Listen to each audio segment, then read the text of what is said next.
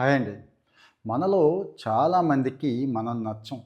అర్థం కాలేదు కదా! మళ్ళీ చెప్తాను. మనకి మనం నచ్చం చాలా సందర్భాల్లో. అంటే హిపోక్రసీ వదిలేసి మాట్లాడండి. నిజంగా మీరు మీకు నచ్చుతున్నారా? నచ్చట్లేదు. చాలా సందర్భాల్లో నచ్చం. మెజారిటీ పీపుల్ చెప్తున్నాను. ఎవరో తక్కువ మంది ఉంటారు. నేను కూడా చాలా సందర్భాల్లో నాకు నేను నచ్చను. రోజుకి 1, 2 విషయాల్లోనైనా గానీ నాకు నేను నచ్చను. ఇదేంటి నేను ఇలా ఉన్నాను, ఇలా కాదు కదా ఉండాల్సింది, అరే ఇక్కడ పొరపాటు జరిగిందే, ఇక్కడ తప్పు జరిగిందే అని నేనైతే అప్పటికప్పుడు అనుకుంటూ ఉంటాను. సో, ఇక్కడ how to be our better version అండి. అంటే ఎవడినో చూడక్కర్లేదు, ఎవడినో చూసి పోల్చుకోక్కర్లేదు. ఆ పోలికే కదా చాలా పెద్ద ప్రమాదం. మనతో మనం పోటీ పడదాం. మనతో మనమే పోల్చుకుందాం. మనలో ది బెటర్ వెర్షన్ అదొక్కటేనండి మనిషిని హ్యాపీగా ఉంచుద్ది, సంతోషంగా ఉంచుద్ది. మనకి తెలిసిందే. కానీ ఈ విషయంలో మనం నిజాయితీగా లేక, నిజంగా మనల్ని మనం చెక్ చేసుకోక ఈ సమస్యలు వస్తున్నాయి. సో, మరి ఈరోజు ఈ విషయం మీద మీకు కొన్ని ఇంపార్టెంట్ టిప్స్ అయితే చెప్పేస్తాను. మరి ఆ టిప్స్ ఫాలో అయిన తర్వాత చెప్పండి. అయ్యాకే చెప్పండి. అవ్వకముందు ఇంకా డౌట్స్ ఉంటే అవి కూడా చెప్పండి. మీ కామెంట్ చాలా చాలా ఇంపార్టెంట్ అండి. మీ కామెంట్ ఒక్కటే చాలామందికి ఆదర్శం అవుతుంది. ఉపయోగపడుతుంది. నేనైతే అబ్జర్వ్ చేశా చాలామంది మీ కామెంట్‌లన్నీ చదువుతున్నారు అందుకోసం. నేనైతే ప్రతి కామెంట్ చదువుతాను.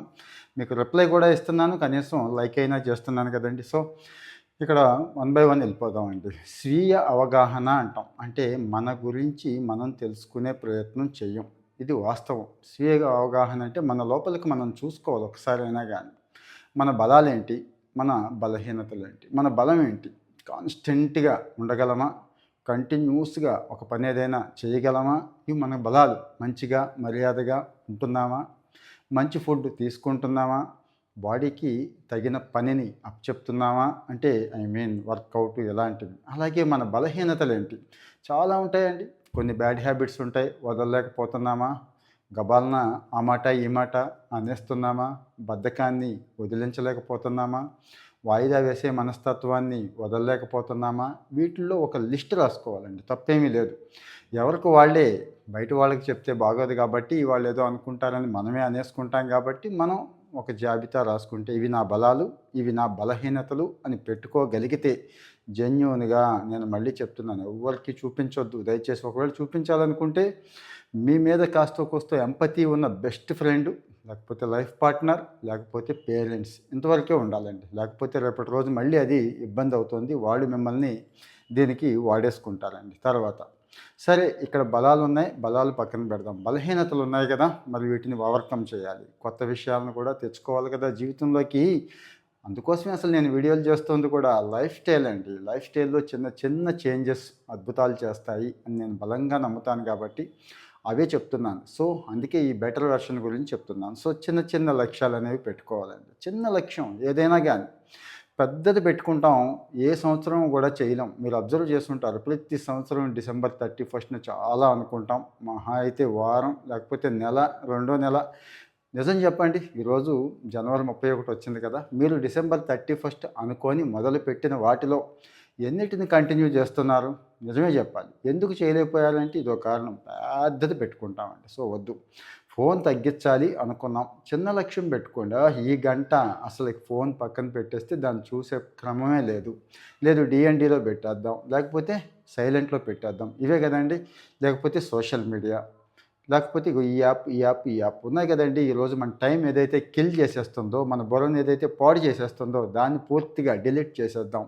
ఆఫ్‌లైన్‌లో పెట్టేద్దాం. ఇలాంటివి అనుకోండి. సో, మరి రోజుకొకటి చిన్నది. ఇప్పుడు నేను చెప్పినవి రోజుకొకటేనండి చిన్నవి. లేకపోతే గట్టిగా వర్కౌట్ చేయట్లేదు అనిపించింది. ఈరోజు గంట నడుద్దాం పెట్టేసుకోండి. ఈరోజు ఖచ్చితంగా 3 సెట్లు పుషప్స్ తీద్దాం. లేకపోతే సిటప్స్ తీద్దాం. ఎందుకంటే కాస్త బాడీకి అది మంచిది కదండీ. ఫుల్ కోర్ ఎక్సర్సైజ్ కదా! లెగ్స్ బావుంటాయి, బాడీ బావుంటుందంటే నేను ఫాలో అవుతాను కాబట్టి చెప్తున్నాను. ఇవి పెట్టేసుకోండి. లేకపోతే కొద్దిగా పెద్దవి అనుకుందాం. వారానికి పెట్టుకోండి. ఈ వారంలో ఇవి అలవాటు చేసుకుందాం. నేననేది ఏంటంటే కొత్త అలవాట్లు చేసుకుందాం. కొత్త అలవాట్లు జీవితాల్లో మామూలు మార్పు కాదండి. అద్భుతాలు తీసుకొస్తాయి. అవి కూడా చిన్న చిన్న అలవాట్లు. ఇంకా రెండోది చాలామందిని చదివేశాం కాబట్టి ఇంక చదవక్కర్లేదు అనుకుంటారండి. చిన్న చితక ఏదో ఒక ఉద్యోగంలో సెట్ అయిపోయి, ఆ ఉద్యోగము తృప్తిగా చేయలేం. ఇంకా ఏది చదవటం మీన్స్ ఏమంటున్నానంటే నేర్చుకోవడం. చదవటంలా పెట్టుకోవద్దు ఎప్పుడు కూడా. నేర్చుకోవడంలా పెట్టుకోండి. అంటే ఒక విషయాన్ని నేర్చుకునే ఆ తృష్ణ అనేది ఉండాలి. ఆ ఆకలి. అది ఇది తిందామనే ఆకలి కాదండి. అది ఇది నేర్చుకోవాలనే ఆకలి. ఫర్ ఎగ్జాంపుల్ ఒక వీడియో చేయాలి అనుకుందాం. నేర్చుకోండి. ఇంకా ఎంత బాగా చేయగలను, ఎంత బాగా చేయగలను, దానికి కంటెంట్ రాయాలి, నేర్చుకోండి. ఇట్లాగా. అలాగే ఇక చదువుకునే వాళ్ళకి, పిల్లలకు కూడా ఇదే మనస్తత్వం కావాలండి. ఎంతసేపు చదవాలి కాదు. నేర్చుకుంటున్నాను. ఏం నేర్చుకుంటున్నాను? కొత్త టూల్స్ ఉన్నాయి. ఏఐ టూల్స్ నేర్చుకోండి. ఈవెన్ ఎంఎస్ ఆఫీస్ ఎంతమందికొచ్చు నేర్చుకోండి. సిస్టమ్ మీద ఎంత గ్రిప్ ఉంది కంప్యూటర్ మీద నేర్చుకోండి. ఇవన్నీ కూడా నేర్చుకునేవే కదా! సో, మరి ఇవి ఎలా నేర్చుకోవచ్చు అంటే, ఇక గూగుల్ ఉంది, చాట్‌జీపీటీ ఉంది, యూట్యూబ్ ఉంది. ఇక మాలాంటి వాళ్ళని చెప్తూనే ఉంటాం. ది బెస్ట్ ఇచ్చేవాళ్ళు కూడా చాలామంది ఉన్నారు. సో, నేను ఇక మీదట ప్రతి సబ్జెక్ట్‌లో త్వరలో కొన్ని వీడియోలు చెప్దాం అనుకుంటున్నాను. ది బెస్ట్ అంటే ఈ సబ్జెక్ట్‌లో ఇదిగో ఈ టాప్ 10 నేర్చుకునే సోర్సెస్ ఇవి. అంటే సపోజ్ టాప్ 10 వీడియోస్ ఉన్నాయి అనుకుందాం యూట్యూబ్‌లో ఏదైనా ఒక విషయం మీద. ఇదిగో డిజిటల్ మార్కెటింగ్, ఇగో ఈ టాప్ 10 వీడియోస్ ఇవి. ఇవే చూడండి అట్లా నా ఉద్దేశం. సో, మరి అవి కూడా ఇస్తాను త్వరలో. ఇక తర్వాత వచ్చి ఈ నేర్చుకునే మనస్తత్వం తర్వాత మనసుకి, శరీరానికి సమానమైన ప్రాధాన్యం ఇవ్వాలండి. మనసుకి ఇస్తున్నాను కదండీ! మంచి రెస్ట్ తీసుకుంటున్నాను, మంచిగా ధ్యానం చేస్తున్నాను, లేకపోతే యోగా చేస్తున్నాను, మంచి బుక్స్ చదువుతున్నాను అంటారు. ఓకే, సంతోషం. ఎంతసేపు చదువుతున్నారు? దానికంటే కూడా ఎంత టాక్సిక్ ఉన్న విషయాలను బుర్రలోకి ఎక్కుతున్నాయి. ఆలోచించండి. మీ మనస్తత్వం ఎలా ఉంది? ఎన్ని భయాలున్నాయి? ఎన్ని ఆందోళనలున్నాయి? ఎన్ని అనుమానాలున్నాయి? ఎంత ద్వేషం ఉంది? ముఖ్యంగా పక్క వాళ్ళ మీద, సాటి వాళ్ళ మీదతోనే స్టార్ట్ అవుతోంది ఇది. తర్వాత ఆఫీసులో వాళ్ళు, చుట్టూ ఉన్న వాళ్ళ మీద మీ ఫీలింగ్స్ ఏంటి? ఒకసారి ఆలోచించండి. అలాగే శరీరం అనేది ఒక మిషన్ లాంటిదండి. దీన్ని నిరంతరం పని చేయిస్తూ ఉంటేనే నిలబడుతుంది తప్పించి, లేకపోతే తుప్పు పట్టేస్తుంది అంతే. ఇనుమైనా అంతే. ఇనుము లాంటిదే అనుకోండి. ఇనుముని మీరు ఎంత గట్టిగా కాల్చి కొడుతుంటే ఉక్కవుతుందో శరీరం కూడా అంతే. అలాగని పొలోమని జిమ్‌కెళ్ళి పెద్ద వెయిట్స్ చేసేయండి. మీ స్తోమతకు మించి కాదు, శక్తికి మించి కాదు. దానికి ఇవ్వాల్సిన వర్కౌట్ దానికివ్వాలి. దాని కండిషనింగ్ దానికివ్వాలి. ఇది మనస్సు, శరీరం. అంటే ఇదొక్కటే కాదండి. నిద్ర ఎంత హెల్తీగా నిద్రపోతున్నారు? అంటే 10-5 హాయిగా, తృప్తిగా పడుకుంటున్నారా?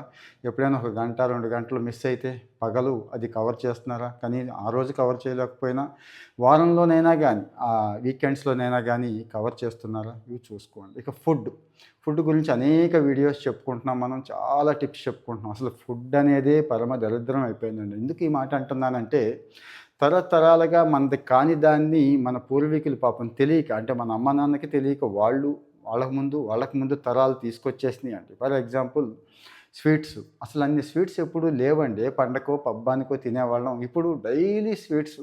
ఒకప్పుడు కూల్ డ్రింక్స్ లేవండి. 2, 3 తరాల కిందట డైలీ కూల్ డ్రింక్. ఒకప్పుడు ఈ బిర్యానీలు లేవండి. అంటే బిర్యానీ తింటే తప్పని కాదు నా ఉద్దేశం. అంత ఆయిలు, అంత కార్బోహైడ్రేటు, అంత గ్లైసెమిక్ ఇండెక్స్ ఉన్న ఫుడ్డు డైలీ బిర్యానీలు తినేవాళ్ళు ఉన్నారు మనలో. ఫర్ ఎగ్జాంపుల్ చెప్తున్నాను. అలాగే జంక్ ఫుడ్ ఇవేవి తప్పుల్లాగా అనిపించట్లేదు. చాలామంది పిల్లలకి, ముఖ్యంగా 20 సంవత్సరాలు, 25 సంవత్సరాల్లో ఉన్న పిల్లలకి నేను చూసాను. ఆ కిందాళ్ళైతే మరీ ఘోరమండి. ఫుడ్ అనుకుంటున్నారు. అంటే లేస్ తిని కడుపు నింపుకోవచ్చు, కుర్కురే తిని కడుపు నింపుకోవచ్చు, బర్గర్‌లు, పిజ్జాలు తిని కడుపు నింపుకోవచ్చు, ఇంకా ఏదైనా తిని కడుపు నింపుకోవచ్చు. అది కూడా ఫుడ్ అనుకుంటున్నారు తప్పించి, అందులో ప్రోటీనే ఉండదు, నాణ్యమైన విటమిన్ ఉండదు, కార్బోహైడ్రేట్స్ మంచివి ఉండవు. ఇవన్నీ తెలియట్లేదండి. అంటే ఫుడ్ అంటే కడుపు నిండితే ఫుడ్. కడుపు నిండిన ఫీలింగ్ ఉంటే ఫుడ్. నాలుకకి ఏది నచ్చితే అది ఫుడ్ అనుకుంటున్నారు గానీ, ఇది అనుకోవట్లేదు. సో, మరి ఈ విషయంలో మీరు ఎంత ప్రాధాన్యత ఇస్తున్నారు? అంటే అలవాట్ల గురించి చెప్తున్నాను. బెటర్ వెర్షన్ అంటే ఫుడ్ మీరు ఎలా తీసుకుంటున్నారనే విషయంలో కూడా మీరు బెటర్ వెర్షన్ అవ్వాలి. ఇక్కడ ఏ త్యాగాలు చేయక్కర్లేదండి. చక్కటి ఉడకబెట్టిన కోడిగుడ్లు, చిలకడ దుంప, జొన్నలు, అంటే నా లైఫ్ స్టైల్ చెప్తున్నాను. జొన్నలతో చేసిన ఆహారం, పెరుగన్నం ఇలాంటివి. ఇక చక్కటి కాయగూరలు, ఫ్రూట్స్ కలిపిన జ్యూసు, మధ్యాహ్నం పుల్కాలు, 4, 5 రకాల చక్కటి కాయగూరలు, సాయంత్రం ఒక టీ, లేకపోతే గ్రీన్ టీ, లేకపోతే హెర్బల్ టీ, మళ్ళీ చీకటి పడుతుంది అనంగానే చక్కటి జావా, నట్స్. ఇది ఫుడ్ కదా! అంటే చిన్న చేంజెస్ చేసుకుంటే, అడపాదడప పార్టీలు, ఫంక్షన్లు ఉన్నప్పుడు అన్నీ తింటాం, కాస్తో కూస్తో తింటాం, కొద్దిగా తగ్గించి 70%తో సాటిస్ఫాక్షన్‌కి వెళ్తాం, హైడ్రేటెడ్ అయ్యి ఉంటాం. ఇవి కదా! అంటే better version. As a food తీసుకునే విషయంలో కూడా నేను నాలో శభాష్ అని భుజం తట్టుకునేలా ఉండాలండి. మనకి మనం శభాష్ చెప్పుకోవాలి. మీరు ఎన్ని సార్లు చెప్పుకొని ఉంటారు? మీకు మీరు శభాష్ అని ఎన్నిసార్లు చెప్పుకొని ఉంటారు? నిజమే చెప్పాలి. సో, డైలీ ఎన్ని విషయాల్లో మీకు మీరు శభాష్ అని చెప్పుకోవడం అంటే కంట్రోల్ చేసుకుంటున్నారు. అక్కడ మీరు మీ మనసుని మీరు చేతుల్లోకి తీసుకుంటున్నారు. అంటే పగ్గాలు మీ చేతుల్లోనే ఉన్నాయి. వీటి మీద దృష్టి పెట్టండి. తర్వాత నోరు మంచిదైతే ఊరు మంచిదవుతుంది అంటారు కదండీ మాట. ఇప్పుడు తరంలో నేనైతే చూశాను చాలామంది మాట అంటే తెలుగులో మాటకి మాట చెప్పడం, ఏదో పంచ్ డైలాగులు చెప్పడం బూతులండి. ఇక నేను దాని గురించి మాట్లాడకూడదు. బూతుల సంస్కృతి ఎక్కడి నుంచి వచ్చింది, ఎటు పోతున్నాం అనేది అసలు కుర్రాళ్ళు తెలియక నేను చాలామందిని అబ్జర్వ్ చేశాను. బూతుల్ని మామూలు మాటల కింద వాడేస్తున్నారండి. అది ఎంత హర్ట్ అవుతుంది. అవతల వాళ్ళు మళ్ళీ మనం వెనక్కి తీసుకోలేమండి. మనం ఈ మంచితనాన్ని పోగు చేసుకోవడానికి కొన్ని సంవత్సరాలు పడితే ఒక్క మాట మొత్తం జీరో చేసేస్తుంది కదండీ. సో, మరి మాటలు ఆలోచించుకోవాలి. కోపం వచ్చినప్పుడు అస్సలు మాట్లాడకూడదు. ఎంత సైలెంట్‌గా ఉంటే అంత మంచిది. అంత కోపం వస్తే అంత సైలెంట్ అయిపోండి. ఆ టెక్నిక్ మీకు ఉపయోగపడుతుంది. సో, ఈరోజే ట్రై చేయండి. ఈరోజు బాగా కోపం వచ్చింది. ఎవరో ఒకళ్ళ మీద వచ్చింది. కానీ సైలెంట్ అయిపోండి ఆ టైంకి. ఆ తర్వాత ఆ విషయం చెప్పండి బావుంటుంది. రెండోది వినటం ఎక్కువ అలవాటు చేసుకోవడం మంచిది. అంటే బెటర్ వెర్షన్‌గా మనల్ని మనం బెటర్ వెర్షన్‌గా చేసుకునే క్రమంలో అవతల వాళ్ళు చెప్పేది పూర్తిగా విందామండి. మరీ ఎక్కువ గంట సేపు చెప్తే వినక్కర్లేదు గానీ 5 నిమిషాలు, 10 నిమిషాలు వినటం అలవాటు చేసుకుంటే అది కూడా మన బెటర్ వెర్షన్ అవుతుంది. తర్వాతొచ్చి కష్టాలు, కన్నీళ్ళు లేకుండా ఉండే జీవితం గొప్ప జీవితం అనుకుంటారు అందరూ కూడా.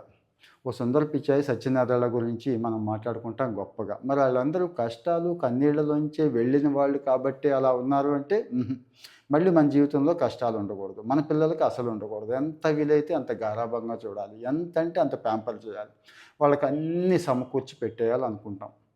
కష్టం, కన్నీళ్ళ నుంచి ఓటమి కూడా ముఖ్యంగా ఈ విషయంలో. కష్టం మీన్స్ ఓటమి కదండీ. ఓడిపోతూ ఉంటాం. జీవితం అంటేనే ఎక్కువ ఓటములుంటాయి. గెలుపులు తక్కువుంటాయి. అంటే ఆ రోజుకి ఖచ్చితంగా ఏదో ఒక ఓటమి ఉంటుంది. 4 ఓటములుంటే ఒక్క గెలుపు ఉంటుంది. అంటే ఓటమి నుంచి పాఠం నేర్చుకుంటేనే గెలుపొస్తుంది అనే విషయం చెప్పగలుగుతున్నామా? అది కూడా చెప్పాలి. మరి అది గుర్తుంచుకోండి. రెండోది విమర్శ. ఎవరైనా ఏదైనా ఒక మంచిగా విమర్శ చేస్తే తట్టుకోలేని పరిస్థితి. నీలో ఈ లోపం ఉందంటే ఓర్చుకోలేని పరిస్థితి. ఒక్కసారి మనల్ని మనం చెక్ చేసుకోవాలి. ఓకే. ఓకే. ఈ సమస్య ఉంది నాకు అని మనల్ని మనం చెప్పుకోగలిగితే ఆ సమస్య నుంచి అప్పుడు కదండీ బయటకొస్తాం. సో, మరి ఇది కూడా ఒకసారి చెక్ చేసుకోండి. తర్వాతొచ్చి పోలిక. ఒకప్పుడు ఇంట్లో వాళ్ళతో, ఇంటి పక్క వాళ్ళతో, పొరుగింటి వాడితో మహా అయితే క్లాస్ రూమ్‌లో వాడితోనే పోల్చుకునేవాళ్ళం అండి. ఇప్పుడు అబ్బా! ప్రపంచంలో ఎవడున్నా గానీ మనకే కావాలి. అందరితోనూ మనమే పోల్చుకుంటాం. ఏది ముఖ్యంగా ఈ సోషల్ మీడియా వచ్చాక ప్రమాదం అయిపోయిందండి. ఏ సోషల్ మీడియాలో అయితే మనం చూస్తున్నామో వాళ్ళ స్టోరీలన్నీ చాలా సక్సెస్‌గా అనిపిస్తూ ఉంటాయి. పోల్చేసుకుంటూ ఉంటాం. వాళ్ళేసుకున్న బట్టలు, వాళ్ళ రంగు ఇంకా చాలా ఉంటాయండి పోలికలు. అవి మనకి లేవే అనుకోని బాధపడతాం తప్పించి వాడు ఎంత కష్టపడ్డాడు ఇవన్నీ ఆలోచించం. రెండోది అది రియలా, ఫేకా కూడా మనకు తెలీదు. వాడేదో ఆనందంగా ఉన్నాడనుకుంటున్నాం గానీ వాళ్ళని కదిపిస్తే తెలుస్తదండి. వాడి కష్టాలు వాడుకుంటాయి. సో, మరి పోలిక ఉండొద్దు. ఇంకొకటి అబ్జర్వ్ చేశాను కృతజ్ఞత లేకపోవడం. అంటే ఇవన్నీ బెటర్ వెర్షన్‌గా మనల్ని మనం బెటర్ వెర్షన్‌గా మార్చుకోవటానికి ఉపయోగపడతాయని చెప్తున్నానండి. చాలామందికి గ్రాటిట్యూడ్ అస్సలు లేదండి. గ్రాటిట్యూడ్ మీన్స్ థాంక్స్ చెప్పడం తెలియట్లేదు ఇప్పటికి కూడా. చిన్న సాయం పొందినా గానీ థాంక్స్ చెప్తారండి. ఎక్కడ ఫారిన్‌లో ఒక కల్చర్‌గా చిన్నప్పటి నుంచి అలవాటు చేసేసారు. అంటే చిన్నగా సపోజ్ మనం రూ. 100 ఇచ్చి ఏదైనా వస్తువు కొనుక్కున్నా వాళ్ళకి మనస్ఫూర్తిగా థాంక్స్ చెప్తారు. అదే మనమైతే అడంకెలా చూసి వచ్చేస్తామండి. అంటే ఏంటి వాడేదో అమ్ముకున్నాడు, మనం కొన్నాం, వాడు మన మీదే ఆధారపడి బతుకుతున్నాడు అన్న యాటిట్యూడ్ చూపిస్తాం కాబట్టి థాంక్స్ చెప్పం. ఇక్కడ ఇది చాలా ప్రమాదం అయిపోతుంది. ఇంట్లో నుంచి అలవాటు చేయాలండి. అమ్మా, నాన్నకి కూడా థాంక్స్ చెప్పాలి. బయటికెళ్తే వాళ్ళకి చెప్పాలి. ఈవెన్ ప్రకృతికి కూడా చెప్పాలండి. చక్కటి గాలి వస్తుంది. దానికి థాంక్స్ చెప్తే ఏమైంది? చక్కటి సూర్యరశ్మిలోకి వెళ్ళాం. థాంక్స్ చెప్తే ఏమైంది? ఇది అలవాటు చేసుకుంటే అంటే వాళ్ళకేదో జరుగుతుంది కాదు. ఇక్కడ మనకి మేలు జరుగుతుంది. మనం హ్యాపీగా ఉంటాం. మనం బెటర్ వెర్షన్ కింద తయారవుతామండి. సో, మరి రోజుకి ఎన్ని విషయాలకు మీరు థాంక్స్ చెప్తున్నారు? రోజు, రోజు చాలా చాలా సంఘటనలొస్తాయి గదా మీకు. మరి మంచి ఫుడ్ ఇచ్చారు. ఇంట్లోనే వండి పెట్టారు. థాంక్స్ చెప్పారా? మంచినీళ్ళు ఇచ్చారు. థాంక్స్ చెప్పారా? కనీసం పోనీ ఆళ్ళు చెప్పొద్దంటారు. మనకి థాంక్స్ ఏంట్రా అంటారు. మనసులోనైనా చెప్పుకోవాలి కదా! చెప్పుకుంటున్నారా? ఎవరు ఏ సాయం చేసినా థాంక్స్ చెప్పడం అనేది చాలా చాలా మంచి విషయం అండి. ఇక ఫైనల్‌గా ఇది బెటర్ వెర్షన్ అనేది గుర్తుంచుకోండి. ఒక గమ్యం కాదు, ఒక ప్రయాణం. ఎందుకు అంటున్నానంటే ఈ ఒక్క రోజులో పర్ఫెక్షన్ ఎప్పటికీ సాధ్యం కాదు. ఈ పర్ఫెక్షన్‌ని మనం ఎక్స్‌పెక్ట్ చేస్తే మళ్ళీ ఫెయిల్ అయిపోతామండి. So day by day evolve అవుతూ ఉండాలి. డే బై డే మనలో ఉన్న బెస్ట్‌ని బయటికి తీస్తూ ఉండాలి. ఈ ప్రయాణాన్ని ఇలా కంటిన్యూ చేస్తూ ఉండాలి. ఇది ఎవరి కోసమో కాదు, మన కోసం. మనకు మనం నచ్చాలి కదా! ఇప్పుడు చెప్పండి. మీకు మీరు నచ్చుతున్నారా? ఇప్పుడు మనం మాట్లాడుకున్న ముఖ్యమైన విషయాల్లో ఎన్ని మీకు బాగా అనిపించినియి, హార్ట్‌ఫుల్‌గా అనిపించినియి, మనసుని తాకినాయి? లేదు ఇంకా ఏమన్నా అడిషనల్‌గా గూడా ఉన్నాయి. ఇవి కూడా యాడ్ చేయొచ్చండి. వీటి గురించి కూడా చెప్పండి అంటారా? అవి కూడా దయచేసి కామెంట్‌లో మెన్షన్ చేయండి. సో, మరి ఇలాంటి విషయాలు కూడా వీక్లీ ఇలాంటి విషయాలు కూడా మనం షేర్ చేసుకుందాం. దయచేసి మీరు కామెంట్‌లో చెప్తే బతికించొద్దు. దయచేసి కామెంట్‌లో చెప్తే నాకు తెలుస్తదండి. నేను ఎటు వెళుతున్నాను, ఐ మీన్ మీకు ఏం షేర్ చేస్తున్నాను, ఇంకెక్కడ ఇంప్రూవ్ చేసుకొని, ఇంకా మంచి కంటెంటు, మంచి విషయాలు మీతో షేర్ చేసుకోవడానికి ట్రై చేస్తాను. మరి ఆదరిస్తున్న అందరికీ కూడా థాంక్స్ చెప్తూ, ఇంకా కొంతమంది ఫాలో అవ్వట్లేదు, ఫాలో అవ్వండి. మన వాళ్ళకి, మన వాళ్ళంటే ఏం లేదు, మీ వాళ్ళకి షేర్ చేయండి. Thank you.